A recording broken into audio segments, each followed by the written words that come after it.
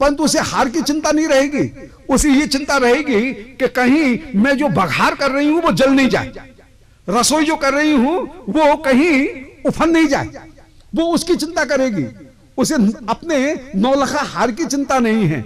ऐसे ही श्री कृष्ण लीला में परिकर कृष्ण के ऐश्वर्य का साक्षात दर्शन करता है, परंतु ऐश्वर्य की ओर उसकी दृष्टि नहीं जाती है, उसकी दृष्टि कहां है? कृष्ण के माधुर्य की ओर।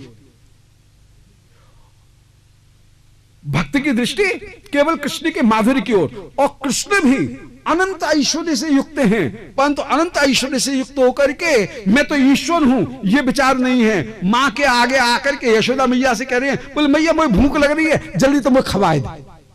उनको भूख लगने लगती है। अपने ऐश्वर्य को कृष्ण भी भूले हुए हैं और परकर भी अपने ऐश्वर्य को भूले हुए हैं। तो आपने माया जवनिका में अपने आप को भी आवृत कर रखा है स्नेह की जवनिका में, और परकर को भी योगमाया स्नेह की जवनिका में आवृत कर रखा है। संसार के जीव तो आपकी त्रिगुणात्मिका जो जीव माया है उससे आवृत है। इसलिए प्रभु हम आपको ईश्वर रूप में नहीं देख पा रही हैं। हे कृष्ण वासुदेव देवकी नंदन, आपको मैं प्रणाम कर रही हूं। भगवान तो मुस्का दिए, भगवान की मुस्कान में एक कटाक्ष छिपा हुआ था। भाई ठीक है, अपने भैया भाभी की प्रशंसा कर रही हो, कृष्ण आए, वासुदेव आए, देवकी नंदन आए च वसुदेव जी की देवकी जी की वंदना कर रही हो, घेंटू पेट की ओरी नवता है, अपने भैया की प्रशंसा कौन नहीं करेगा? पीहर की प्रशंसा कर रही हो, भगवान श्री कुंती जी बोली, कोई ना ना महाराज, अपने पीहर की प्रशंसा नहीं कर रही हूं, प्रशंसा कर रही हूं मैं नंद बाबा की, यशोदा की। तो जहां पर वासुदेव शब्द का प्रयोग कर रही हूं वहां नंद बाबा की ओर ही मेरा संकेत है कि द्रोण वसु नाम परवरः धरया सह भार्या। द्रोण जो है वो ही है वसु, और उनके पुत्र होकर के आप वासुदेव होकर के विराजमान। श्री यशोदा जी का ही एक नाम है, आदि पुराण में वर्णन किया गया कि द्वे नामनी नंद जाया यशोदा देवकी तथा। यशोदा जी के ही दो नाम हैं, यशोदा, उनका ही एक दूसरा नाम भी शास्त्र में वर्णन किया गया है, वो है देवकी। तो ये देवकी नंदन कहकर के जब मैं प्रशंसा कर रही हूं तो मैं आपकी ही मैं प्रशंसा जो कर रही हूं वो प्रशंसा उस समय मैं श्री यशोदा देवकी इन दोनों की ही, यशोदा की और नंद बाबा की, इन दोनों की ही प्रशंसा कर रही हूं। अतः अपने तात्पर्य को प्रकट कर दिया कि नंद गोप कुमाराय गोविंदाय नमो नमः। मैं नंद गोप कुमार की वंदना कर रही हूं, आप गोविंद को प्रणाम है। प्रभु देवकी की क्या प्रशंसा करूंगी? देवकी का आपने उद्धार किया केवल एक बार कंस के कारागार से, परंतु देवकी से ज्यादा भाग्यशाली तो मैं हूं। जब जब भी हमारे ऊपर आपत्ति आई आप दौड़ दौड़ करके आए, अनेक बार आपने हमारा उद्धार किया, इसलिए देवकी से ज्यादा भाग्यशाली मैं हूं। भगवान हंसे, बोले बुआ जी ये क्या कह रही हो? अरे जगत में भतीजा भुआ को प्रणाम करता है और आप भुआ होकर के मुझे प्रणाम कर रही हो। यदि आपने अपना भुआपना छोड़ा तो जाओ, कुछ देर के लिए हमने भी अपना भतीजापना स्थगित किया, जो तुम्हें चाहिए वो वरदान मांग लो। कुंती जी बोली, बोले मारे वरदान दे रहे हो तो एक वरदान मांगती हूं कि विपद संत न शाश्वत तत्र तत्र जगत गुरु। बोले हे जगत गुरु, मुझे विपत्ति की प्राप्ति हो। श्री कृष्ण ने तो भुआ जी के मुख के ऊपर हाथ रख दिया, बोले हाँ हाँ हैं, ऐसे नहीं कहते हैं, ऐसे नहीं कहते हैं, ये क्या मांग रही हो? जगत तो विपद विदारण के रूप में मेरी स्तुति करता है और तुम विपत्ति मांग रही हो।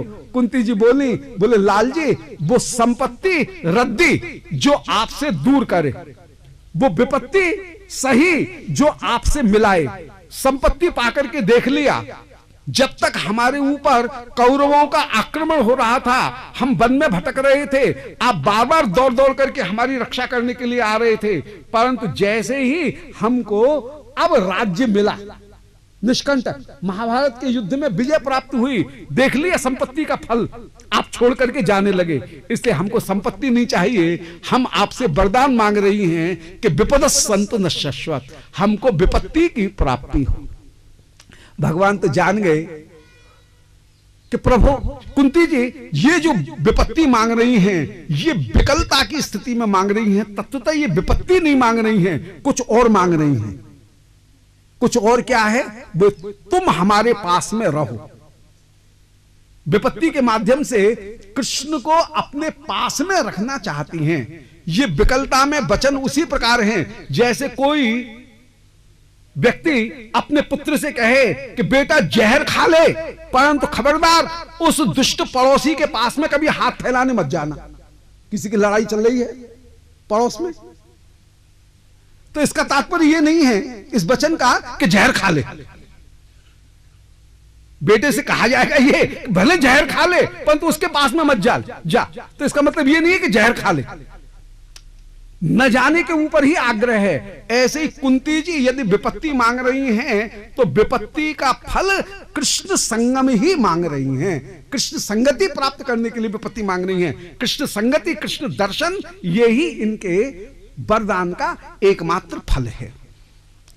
श्री कुंती जी बोली लाल जी, हम में इतनी प्रीति कहां कि हम आपको अपने साथ में बांध करके रखें। इतनी प्रीति हम में तो है नहीं। मुझे तो उस दिन की याद आ रही है जिस दिन मैं अपनी भाभी रोहिणी से मिलने के लिए गई थी ब्रज में। कार्तिक का महीना, यशोदा प्रातः काल के समय घमर घमर घमर घमर दही मथ रही हैं। आप तो जल्दी से जागे, आंख मीड़ते ठनकते ठनकते मैया के पास में आए और कह रहे हैं मैया मैया जल्दी तक मुझे गोदी में लेके दूध पिवाए दे। मैया तो और जल्दी जल्दी दही मथ रही हैं कि ये ऊध में आएगा, अब दही ना मथन देगो। आपने अक्क की न धक्क आगे बढ़कर के पट्ट रही पकड़ ली। मैया तो रीझ रही हैं, बोले मेरो बेटा कितनो चतुर, यदि माठ पकड़तो तो मेरो मथनो बंद ना होतो, रस्सी पकड़तो तो हाथ में घिस्सा लगतो, हाथ पकड़ के रोकवो चाहतो तो रोक ही लेतो का। कन्हैया ने रई पकड़ी, न रई चले न दही मथो जाए। सो हेज उमड़ पड़ो और मैया ने कन्हैया को गोदी में लेकर के दुग्ध पान कर लिया। और आप मैया सामने जो रसोई में दूध ओंटने के लिए रखे आई, वो दूध उठना, मैया तो गई हैं दूध को संभालने के लिए, और उधर तो दूध उफना और इधर पूत उफना है। आप बोले लो मैया को दूध तो ऐसो प्यारो और मैं पूत प्यारो ना है। तो आपने जो माठ फोड़ा, मैया को जब पता लगे, मैया हाथ में छड़ी लेकर के जो आई हैं और गहक के हाथ पकड़ो और बोली क्यों रे मेरे बाप, तेरे घर में कम माखन मिश्री नहीं है का, तेने माठ फोड़ो तो फोड़ो कैसे? आप थर थर कांप रहे हैं। सो सामाम विमोहयति भीरपि यद बिभेति, मैं तो ऐश्वर्य तत्व को जानने वाली हूं। कुंती जी कह रही हैं यदि आप अभिनय कर रहे होते तो मुझे विमोह की प्राप्ति नहीं होती, समझती कि अरे ये तो नाटक हो रहा है, परंतु आप नाटक नहीं कर रहे थे, मैं जानती हूं। आप मैया के प्रेम के आगे वास्तव में भयभीत थे। मैया का प्रेम इतना बलवान कि इस बलवत्ता के आगे, प्रेम के आगे ऐश्वर्य शक्ति ठिठक करके दूर खड़ी हो जाती है। कृष्ण ऐश्वर्य को भुला देते हैं, जैसे एक महिला अपने नौलखा हार को भूल जाती है। ऐसे ही प्रेम के आगे आप अपने ऐश्वर्य को पूरी तरह से भूले हुए हैं। यशोदा का प्रेम इतना बलवान है कि आप यशोदा के प्रेम के आगे थर थर कांप रहे हैं। यशोदा के उस प्रेम को देख करके मुझे विमोह हो रहा है। हाय उस प्रेम की एक बूंद भी प्राप्त हो जाए। ये लोभ की प्रक्रिया, जो लोभ की बात करते हैं वो लोभ क्या है? यही है, कृष्ण लीला को श्रवण करने पर परिकर की महिमा को देख करके साधक के हृदय में ये लोभ उत्पन्न होता है कि जैसा प्रेम श्री ब्रज परिकर में विराजमान है वह प्रेम हमको भी प्राप्त हो। विष्णु चक्रवर्ती जी ने एक बड़ा सुंदर दृष्टांत दिया रागवर्तन चंद्रिका में कि कोई व्यक्ति बड़ा लटा दुबला था उसने किसी मोटे ताजी स्वस्थ व्यक्ति को देखा, बोला भाई किस चक्की का पिसा हुआ खाता है, बड़ा मोटा ताजा दिख रहा है भाई, जरा हम तो इतने दुबले हो रहे हैं, कोई ऐसा कोई उपाय है, कोई औषधि हो तो हमको भी बताओ। बोले देखो भाई औषधि है। अब देखिए यहां लोभ उत्पन्न हुआ, किसी मोटे स्वस्थ व्यक्ति को देख करके एक दुबले व्यक्ति में यह अभिलाषा उत्पन्न हुई कि मैं भी स्वास्थ्य लाभ करूं।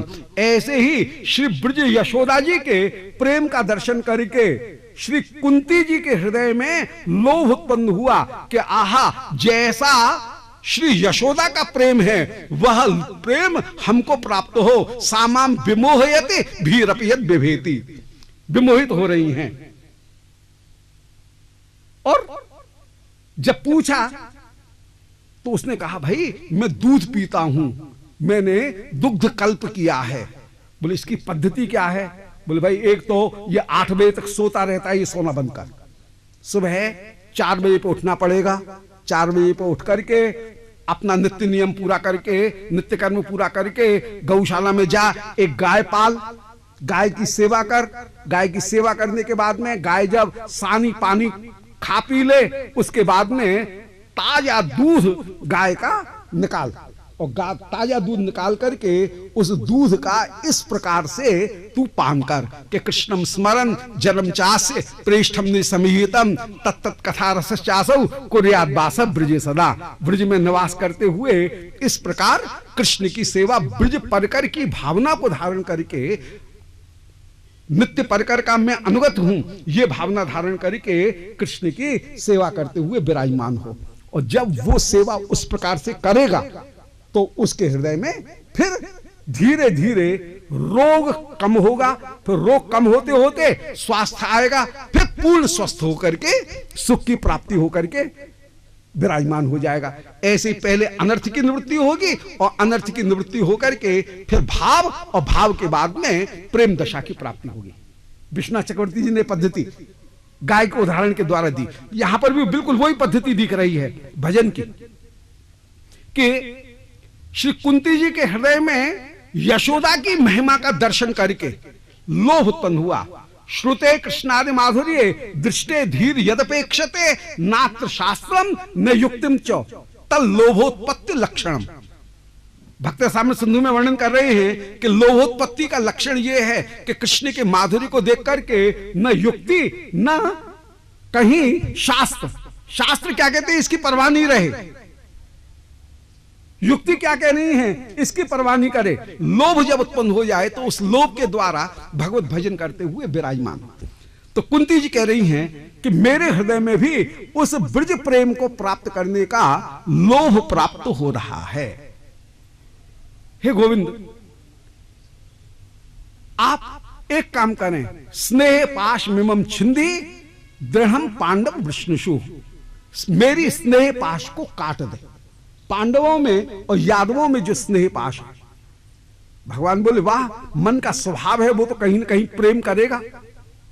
बोले यदि मन का ऐसा स्वभाव है तो अब आपसे चाहती ये हूं कि मेरा मन आप में प्रेम करने लग जाए, संसार से तो मेरा मन हट जाए और आप में मेरी अनन्य ममता विष्णु, मेरी परम ममता जो है वह विष्णु के प्रति ही, आपके प्रति भी हो जाए। यही भक्तों की एकमात्र अभिलाषा है। यहां पर काम क्रोध लोभ मोह मद मात्सर्य इन सब का केवल दिशा परिवर्तन कर देना है। जो विषयों की ओर थे काम क्रोध लोभ मोह, यही विषयों के काम क्रोध लोभ मोह तो समाप्त हो जाएंगे और भक्ति के द्वारा जो दिव्य काम क्रोध लोभ मोह उत्पन्न होंगे वे लोभ मोह कहीं कृष्ण संबंधी होकर के विराजमान हो जाएंगे। इसीलिए श्री ठाकुर महाशय वर्णन कर रहे हैं कृष्ण सेवा काम अर्पण, क्रोध भक्ति द्वेषी जने, लोभ साध संगे हरि कथा, मोह इष्ट लाभ बिने, मद कृष्ण गुणगाने, नियुक्त कौरिव यथा तथा। काम क्रोध लोभ मोह सब रहेंगे परंतु वो प्राकृत नहीं रहेंगे, ये दिव्य अलग काम क्रोध हैं और वे अलग काम क्रोध मेरे हृदय में उत्पन्न हो जाएं कि कृष्ण की सेवा करूं, यह कामना उत्पन्न हो जाए, इसी का नाम है काम। भक्ति द्वेषी जितने भी विषय हैं उनके प्रति द्वेष, इसी का नाम है क्रोध। साधु संग प्राप्त हो, यह अभिलाषा, इसी का नाम है लोभ। इष्ट लाभ नहीं हुआ, हाय, यही है मोह, कि कब कृष्ण दर्शन हो। मद यही कि आहा कृष्ण गुणगान करते हुए मतवाला होकर के विचरण करूं। इस प्रकार काम क्रोध लोभ मोह इनको यथा योग्य स्थान पर नियुक्त करते हुए विराजमान हो। यहां पर मात्सर्य का नाम नहीं लिया, परंतु मात्सर्य अपने आप दूर हो जाएगा। भजन करने पर मात्सर्य की निवृत्ति के लिए अलग से प्रयत्न नहीं करना पड़ेगा। शुरू में मात्सर्य लाभदायक होगा, तो भाई वो इतना भजन कर रहा है, हम पे नहीं बन रहा है, हम भी करेंगे, ये तो उल्टा और लाभ देने वाला हो जाएगा। फिर बाद में मात्सर्य जो है वो निवृत्त हो जाएंगे और कृष्ण कृपा उनको प्राप्त करने की अभिलाषा और भी ज्यादा बढ़ जाएगी। तो यहां पर श्री कुंती जी प्रार्थना कर रही हैं कि स्नेह पाश मिमम छिंदी दृढ़ पांडव विष्णुषु। पांडव और यादवों में मेरी जो स्नेह पाश है उसको आप काट दें। भगवान बोले वाह, ये तो नई बात सुनने को मिल रही है, अनोखी बात, ऐसा कहीं होता है क्या? अरे भक्तों की रहनी तो ये है कि वे भगवान से प्रीति नहीं करते हैं, वे भक्तों से प्रीति करते हैं। अब पांडव मेरे भक्त हैं, यादव वसुदेव देवी की मेरे भक्त हैं, और तुम कैसी भक्ता हो जो ये कह रही हो कि पांडवों से मेरा स्नेह दूर हो जाए, यादवों से मेरा स्नेह दूर हो जाए। कुंती जी बोले महाराज बिल्कुल सही कह रही हो, हां दूर हो जाए। बोले क्या तात्पर्य? वो तात्पर्य ये कि अभी तक पांडवों को मेरा जो प्रेम है वह इसलिए है कि पांडव मेरे पुत्र हैं, परंतु अब प्रेम होना चाहिए किस लिए कि पांडव मेरे पुत्र हैं इसलिए प्रेम नहीं, पांडव आपके प्यारे हैं, अर्जुन आपका प्यारा है, इसलिए अर्जुन से मेरी प्रीति हो। देवकी वसुदेव आपके माता पिता हैं, इसलिए देवकी वसुदेव के साथ में मेरी प्रीति हो। अभी तक देवकी वसुदेव के साथ में मेरी जो प्रीति थी वो देह संबंध से थी, पांडवों के साथ में मेरी जो प्रीति थी वो अपने देह संबंध से थी, परंतु अब मेरी जो प्रीति हो वो अपने देह संबंध से ना हो, वह आपके संबंध से हो जाए। भक्तगण निज देह संबंध का तो त्याग करके ग्रह का त्याग करते हैं और फिर भगवत संबंध से वस्तु जो हैं उनको ग्रहण करते हुए, भगवत संबंधी जो वस्तु हैं उनको ग्रहण करते हुए विराजमान होते हैं। इसलिए श्री कुंती जी प्रार्थना करती हुई बोली कि स्नेह पाश मिमम छिंदी दृढ़ पांडव वृष्णिषु। निसंबंधी के कारण जो स्नेह है उसको आप काट दीजिए। हे कृष्ण, श्री कृष्ण और कृष्ण सख। अब देखिए उसी बात को स्पष्ट कर रही हैं। अब पांडव के साथ में मेरा जो, अर्जुन के साथ में जो मेरा प्रेम हो गया वो किसके लिए हो गया? श्री कृष्ण कृष्ण सख, कि तुम वो अर्जुन तुम्हारा सखा है, इसलिए अर्जुन के साथ में मेरी प्रीति हो जाए। अर्जुन के साथ में प्रीति नहीं छोड़ रही हूं, परंतु अर्जुन के साथ में प्रीति तुम्हारे संबंध के कारण मुझे मिले। सो श्री कृष्ण कृष्ण सख वृष्णिषभाभ निद्रुक राजन वंश धना नपवर्ग वीर्यो। हे वृष्णि ऋषभ, हे अवनी ध्रुक, पृथ्वी के साथ में द्रोह करने वाले जितने भी राक्षस हैं उन राक्षसों को जलाने के लिए जो दावानल के समान हो, हे गोविंद आपकी जय हो, जय हो, आप में मेरी अपूर्व प्रीति हो। हे भगवान मैं आपको प्रणाम कर रही हूं। ऐसे कुंती जी ने जब कृष्ण संबंध से प्रीति करना चाहा, कृष्ण संबंधी वस्तुओं में प्रीति करना चाहा, श्री भगवान मंद मुस्काए, जो मुस्काए कुंती जी का ऐश्वर्य ज्ञान लुप्त हो गया। भगवान को ऐश्वर्य ज्ञान प्रिय नहीं है। भगवान मन में विचार करते हैं कि विधि मार्ग के द्वारा जगत मेरी आराधना करता है, परंतु मुझे प्रसन्नता की प्राप्ति नहीं होती है। यदि कोई राग मार्ग के द्वारा मेरी आराधना करे, जैसे मैं वशीभूत होता हूं, ऐसे विधि मार्ग के द्वारा मैं वशीभूत नहीं होता हूं। विधि मार्ग में आराधना करने पर भक्त को तो सुख है, भगवान को सुख नहीं है। परंतु रागमार्ग से आराधना करने पर भगवान को भी सुख और भक्त को भी सुख, ये दोनों में अंतर है। कोई भगवान को अपूर्व भेंट कर रहा है, ठीक है, भक्त का कल्याण हो रहा है, वह संसार की वस्तुओं के मोह से मुक्त हो रहा है, परंतु भगवान को क्या सुख, भगवान को कोई जरूरत हो रही है तुम्हारी भेंट की? वे तो वैकुंठनाथ हैं कि मासनम ते गरुणासन आए, वे तो गरुणासन है, उनको आसन की क्या आवश्यकता? तो भगवान को कोई सुख नहीं है। ये तो कोई विधिमार्ग से भगवान को समर्पण करेगा तो भगवान को कोई सुख नहीं है, परंतु कोई प्रेम के द्वारा भगवान को कोई वस्तु, एक चावल भी समर्पित कर दे, एक बताशा भी यदि भगवान को समर्पित कर दे तो भगवान उसे बड़े चाव के साथ में उसे अरोगेंगे, क्योंकि प्रेम के भी भूखे हैं।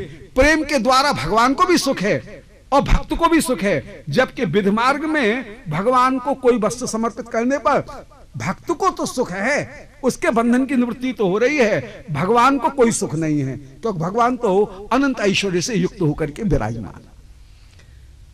तो श्री भगवान घबरा गए, बोलिए भुआ जी ऐसे मेरी ईश्वर ईश्वर करके स्तुति कर रही हैं, हाय यहां पर यशोदा मैया तो है नहीं कि उनसे मैं मांग लूं। अब यहां पर यदि कुरुक्षेत्र में कभी आऊं, कभी मैं हस्तिनापुर में जाऊं और वहां पर भुआ जी मेरे सामने अंजलि बांध करके खड़ी हो जाएं तो मैं तो भूखा ही मर जाऊंगा, भूखा ही रह जाऊंगा, प्रेम के बिना मेरा पेट ही नहीं भरेगा।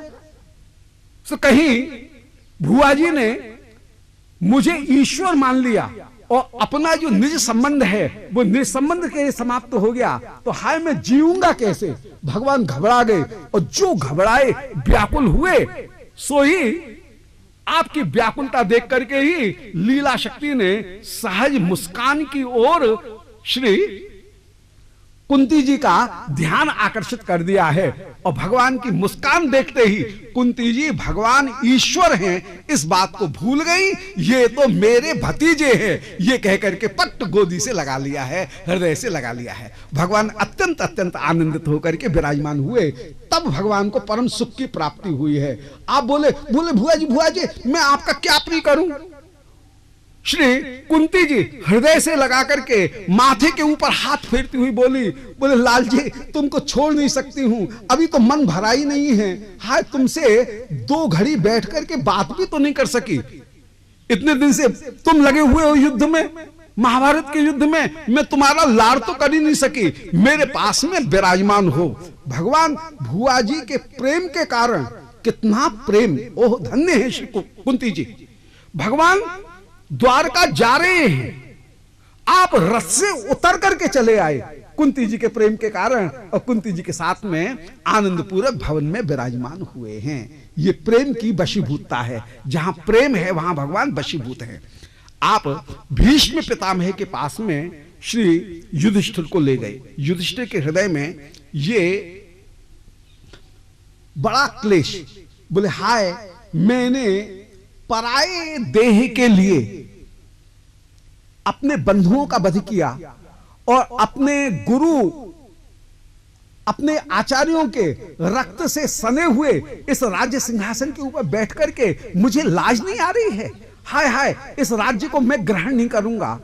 श्री कृष्ण खूब समझा रहे हैं, बोले दादा आपने युद्ध नहीं किया, ये युद्ध कराने वाला तो मैं हूं, ईश्वर सर्वभूतानां हृदयेषु तिष्ठति ब्राह्मण सर्वभूतानि यंत्रारूढ़ानि माया, मैंने युद्ध कराया है। अर्जुन होता कौन है युद्ध करने वाला? कर्तुम नेच्छसि यन्मोहात् करिष्ये हविषोऽपितत्। भगवान कितना भी कहते रहे, युधिष्ठिर के मन में क्लेश दूर हुआ ही नहीं। श्री कृष्ण जाग गए कि मेरे कहने से कुछ नहीं बनेगा, जो बात मैं कह रहा हूं इसी बात को यदि भीष्म पितामह कह दें तो युधिष्ठिर का संदेह दूर हो जाएगा। कृष्ण के वचन किसी काम के नहीं, प्रमाणिक नहीं, परंतु संतों के जो वचन हैं वे प्रामाणिक है। कृष्ण की अपेक्षा संतों के वचन प्रामाणिक है। श्री राम जी ये कहते रहे, कितना भी ढिढोरा पीटते रहे कि जानकी जी निर्मल हैं, निर्मल हैं। निंदा करने वाले जानकी जी के ऊपर आक्षेप करते रहेंगे, परंतु यही बात जो श्री रामचंद्र जी कह रहे हैं, उसी बात को वाल्मीकि ऋषि सभा के बीच में आकर के कह दें कि मैं प्रचेता का पुत्र, जिसने अपने जीवन में कभी मिथ्या भाषण नहीं किया, मैं कह रहा हूं कि जानकी परम निर्मल है। भले वे रावण के अशोक वाटिका में रही, जानकी परम निर्मल है। तो इसी बात को सब स्वीकार कर लेंगे, फिर कोई जानकी जी के ऊपर उंगली नहीं उठाएगा। यदि कृष्ण ये कहें कि प्रद्युम्न मेरे पुत्र हैं, तो कोई आक्षेप कर सकता है कि कोई सुंदर सा बालक देख करके और कृष्ण झूठ बोल रहे होंगे, किसी दूसरे के बच्चे को अपना बना रहे होंगे।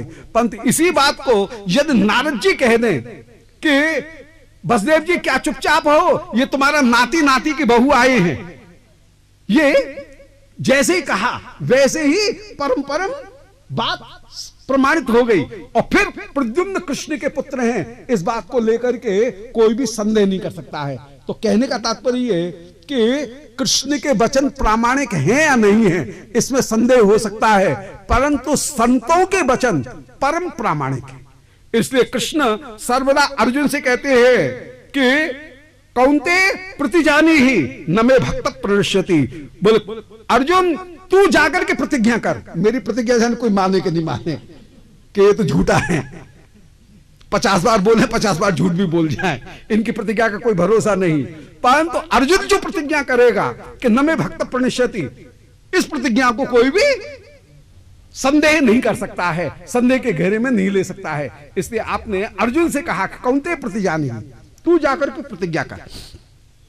सो श्री कृष्ण श्री युधिष्ठिर को लेकर के भीष्म पितामह के पास में उस समय पधारे हैं। अर्जुन बोले कृष्ण चलो पितामह को प्रणाम करें आए।